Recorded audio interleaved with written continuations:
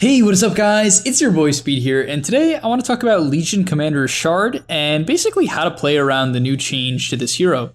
If you don't know what happened, Legion Commander's old Shard would allow her to press the attack an ally and it would give them spell immunity. It was very powerful, but they gave her a new Shard. It's completely unrelated. Now, for every hero you hit, you gain 4 armor. This is very significant, right? Hit 3 heroes, 12 armor. That's a really high amount of armor. And it increases the overwhelming odds duration by 8 seconds. This, in my opinion, is the bigger change to the two, because if you notice, the duration, the speed duration, is 7 seconds. The cooldown is 15. Add 8 to 7, you get 15, meaning you get permanent bonus movement speed and bonus armor. It's extremely powerful and a big buff to this hero if you're snowballing. So let's talk about how to play Legion when you're snowballing. All right, and one more thing, I just want to tell you guys, you should sign up for gameleap right now. And the reason why is over there with this new patch, I'm going to be making 2 new videos literally every single day for the next couple of weeks just about how to win in this new patch. Like, the amount of value that is going to be on the site right now is absolutely insane. And the best part of this is not only is that the case, but I'm also going to be giving you guys a 50% off code if you use the code GETGOOD, GITGUD, while you are signing up. You get 50% off. You literally will not get this most of the time. It is absolutely insane how good gameleap is right now. So go give it a shot right now. I can't wait to see you guys there. And yeah, let's get into the video. So in the laning stage, nothing has really changed. In general, I recommend you try to lane Legion with heroes like Io or Hoodwink or any sort of position 4 that can put pressure onto the position 5 and just allow you to get good CS early on. You don't have to crush the lane as Legion, especially against a hero like Templar Assassin, but you just want to make sure that you're scaling like any other core. In fact, I recommend when you're playing Legion to put an emphasis on getting really high CS and act as if you are a safe laner, right? Do not just only put pressure. For instance, Yuri runs at the Shadow Demon a little bit, that's good. But after that, as he doesn't get the kill, he's back to the wave getting CS. By the way, I didn't mention before, but we're going to be watching Toby, who is ranked 45 in EU. That is well above 10,000 MMR, so he's definitely quite good. Now, in terms of early items in gameplay, there's 2 main things I want you guys to note. Number 1 is the bracer builds that he's going for here. He's actually fully investing into an item build that will allow him to basically continuously put pressure. The double bracer stick in his soul ring essentially gives you enough HP regen where you can consistently pop the soul ring for the mana and not feel bad about it. To having 2 bracers, especially when you have something like an Io, is a really nice build because, yeah, you can spam overwhelming odds off cooldown. On top of that, another thing to note is that he has 2 kills in this lane. I didn't show them to you, but I do want you to keep in mind the main way he got these kills is essentially running at the enemy after he pops his Q. You shouldn't really trade unless you've used your Q beforehand, and the reason why, well, there's 2 reasons. Number 1, it does damage. Number 2, it kills the creeps, right? So the creeps are not going to be hitting you as much. And number 3, it gives you movement speed. So essentially, it's very powerful to Q the wave and then run at the enemy. It's going to make the trades a lot better. On top of that, like the main time you really want to put pressure is level 3. Your Q scales incredibly well. You can see the damage per hero almost doubles. So if you hit a 2-man Q in the early game, it does a very significant amount of damage. That plus a creep wave, if you can find that opportunity, 2 heroes plus a creep wave, your overwhelming odds is going to do around 250 damage, which is pretty insane in the early game. So yeah, just keep that in mind and be aware of where the creep waves are and where the heroes are. Now, I know a lot of you Legion spammers watching this video are thinking to yourself right now, well, Speed, he's building phase boots next.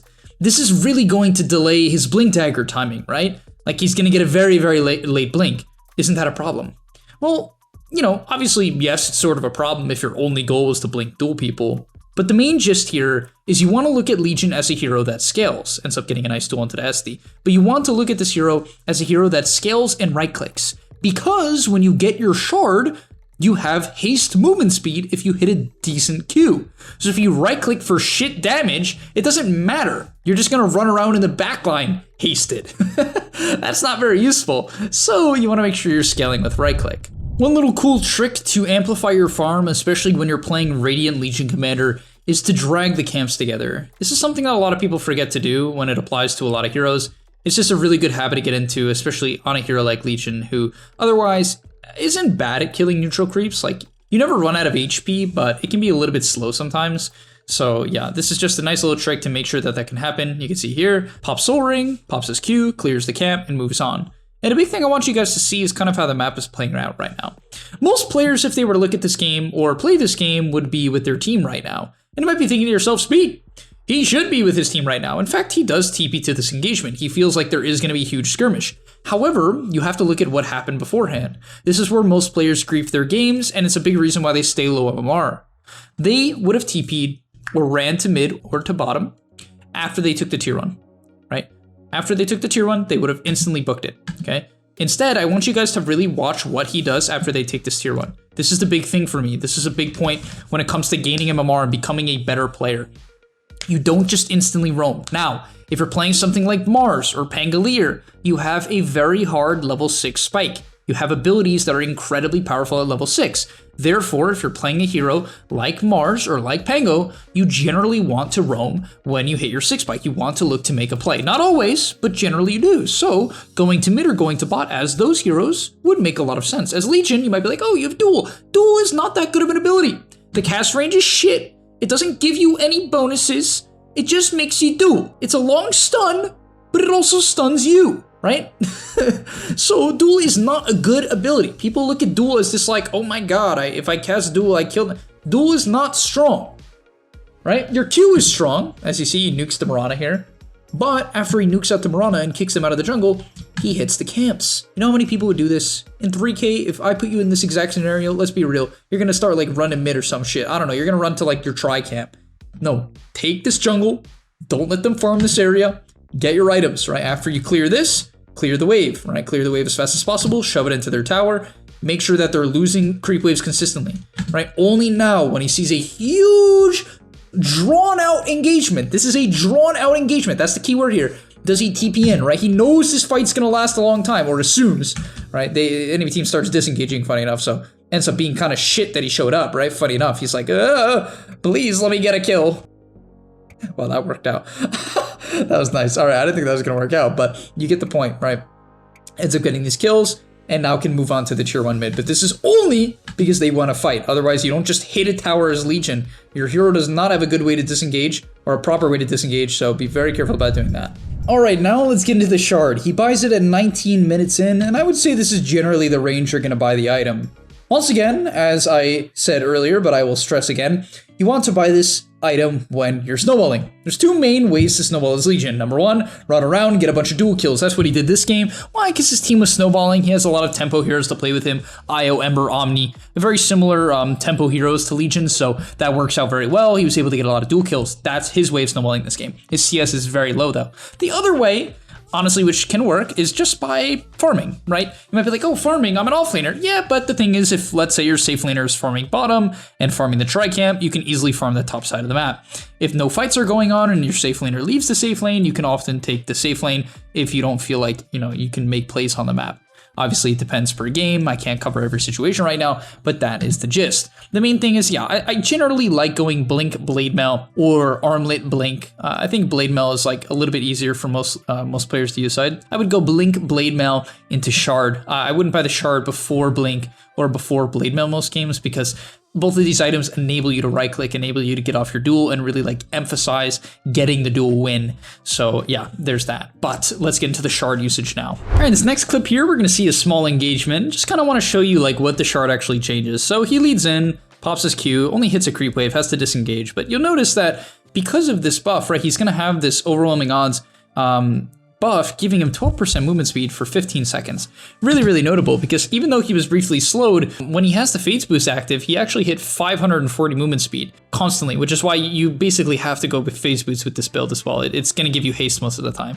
But a fight breaks out, they end up killing the ST, really nice, and then he gets a Q onto the creep wave. And you can see here with Phase Boots active and the Q onto the wave and the TA, he's going to be given a bonus 21% movement speed for 15 seconds. That's going to put him at near haste when Phase Boots are active and 453 movement speed at times otherwise, and essentially just allows you to chase infinitely. In your average team fight, in your average pub, I'm going to be real guys, you're not going to have to chase people as much because players don't disengage as much. They kind of just man up till they die for the most part. And so it's just going to let you go from target to target That's going to be the main benefit of the movement speed. But even if they do kite out, right? Let's say they do fear you, you are snowballing. It's just going to allow you to go from target to target incredibly quickly. And that is why it's powerful. On top of that, if I go back just to show you one more time, as he jumps in here, he's going to lose the majority of his armor to Meld and the Deso. But as he Qs, you're going to notice he's going to get 6 armor off the wave and the hero because the creeps also give armor. You get 0.5 armor per creep and 4 per hero. So the heroes are much more important, but either way, he gains a very significant amount of armor against the Templar Assassin, which is obviously a big deal. As you can see here, doesn't take nearly as much damage as he usually would. And trust me, that's a big deal against TA. Now, one thing you might be wondering in terms of talents is what do you take? So the thing is, he takes overwhelming odds radius. I'm not going to lie, guys. I do think that this talent is good, you know, especially when you are buying the shard. However, I will say that I still think the dual cast range is better. I'm even shocked to honestly see him take the overwhelming radius. However, I will say it is a very good talent when you know you're going to buy the shard. So if you hit level 10 and you're snowballing like crazy, for instance, he started this game 7-0, then you can take this talent, the overwhelming odds radius, because you know you're going to buy shard minute 15, minute 18, minute 19, somewhere around there, right? Then it's good. Next thing I want to talk about is the 15 talent. He takes press the attack region. I think that's good. You don't need overwhelming odds hero damage. You might be like, oh, that's weird speed because he has radius. Yeah, but you're not really taking this for the damage. You're taking it for the armor and for the movement speed, primarily the movement speed. At level 20, I generally recommend press the attack AoE. It's a small AoE, but it's still good. And then at 25, it just depends. If you're giga snowballing and getting tons of kills, dual damage. Otherwise, press the attack grant spell immunity is on average the better talent. I would say 80 to 90% of the time, you should take press the attack grant spell immunity. I just think it's generally better. Now, in terms of items, as we watch a fight break out here, he's going to go for the duel onto the Shadow Demon. Unfortunately, he loses vision. What can you do? But in terms of items, he goes Halberd. This is very clearly for the Templar Assassin this game. That is the main issue for him, and it, you know, disarms counter-ranged heroes in particular. But I will say that on average, I recommend you guys go one of two routes. Number one, you go something like Halberd to play around status resist. If you're zooming around at 500 movement speed and you have status resist as well as a lot of HP and some evasion, you're incredibly hard to take down. And that in and of itself makes you a better frontliner, which Legion can be. He currently has 2,000 something HP when W'd by Omni Knight, which is a stupid spell, by the way. This hero is definitely really good Omni Knight as a support, even as an offlaner, but really as a support. He has 3.6k HP, but the movement speed plus the status resist is really good. Now, if your carry is shitting the bed and you need to do the damage, just go BKB or Shadowblade. If the enemy team has a lot of disables and nukes and so on, go, you know, BKB. You're gonna right click plenty hard with Blade Mail plus movement speed. You just gotta stay on top of people. However, I love Shadowblade on this hero. You kind of need attack speed. You might be like, oh, but I have pressed the attack. It's like, guys, you have max movement speed for 15 seconds. You can't be pressed the attack the entire time. I assure you, it does not work like that. And so as a result, if you're giga snowballing and your team is not grouping up very much, then I think Shadowblade is great, especially for playing the side lanes. Now, one thing you might be wondering as we, you know, scale as this version of Legion Commander is, do you switch up your target priority? Do you change it from the old Legion? And the answer is not really no. You still want to primarily duel the saves.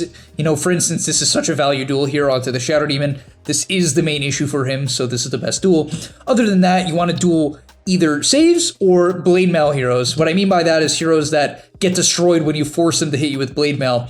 So, you know, something like a Sven, a PA, anything pre-BKB that right-clicks is a good option. Even something like TA, this game is fantastic. If she doesn't have BKB on, then it's a good target. On top of that, his neutral item is based around right-clicking. Elven Tunic is freaking fantastic if you can get that item in particular. Man, bonus movement speed, so you're basically going to be hasted. Evasion and attack speed is so freaking good. And just to show you in this fight of an example why the Shard can be powerful, and this sort of like semi-carry playstyle is very, very strong. Also, by the way, the Halberd break in Lincolns, that's really nice. But as you can see in this fight, he gets lassoed. He didn't actually Q before he dueled. In general, I understand why, because you kind of want to catch them off guard, and casting the Q can kind of give away what you're doing. But with the fact that you have Shard, I often recommend trying to Q before you go in for the duel, so you have the built-up armor when you blink in, right? It's gonna help keep you alive, especially if you're not dueling their right-clicker. So just be aware of that, right? If you're blinking in and the enemy team has a sniper, and he's going to PP the whole time during the duel, then yeah, you should probably try to Q beforehand. But gets a beautiful Q off here, and you can see once again, with the tunic and with the phase boots, maximum movement speed without he even is running at 502. And this Legion hero that usually would get duel and then basically have to AFK for the rest of the fight can actually be very, very active. Now, of course, it's going to be tough to dive into the enemy team fountain, but you could imagine if this fight was in the middle of the woods, you know, whichever woods, he would be able to be very active in the fight, and generally you want to chase down the backline supports with the high movement speed that you have. But alright, thanks for watching. I just want to bring this build to your attention, guys. I thought it was cool. Not too much of a different build from the old Legion, but very useful, and I wanted to explain when you should buy it and why, and I'll see you in the next one. Peace. And that's all, but remember, before you leave, come on, before you tune out, subscribe to the GameLeap website, where we are going to help you get to the next rank. If you're stuck, click the link down below, and I'm out. Peace.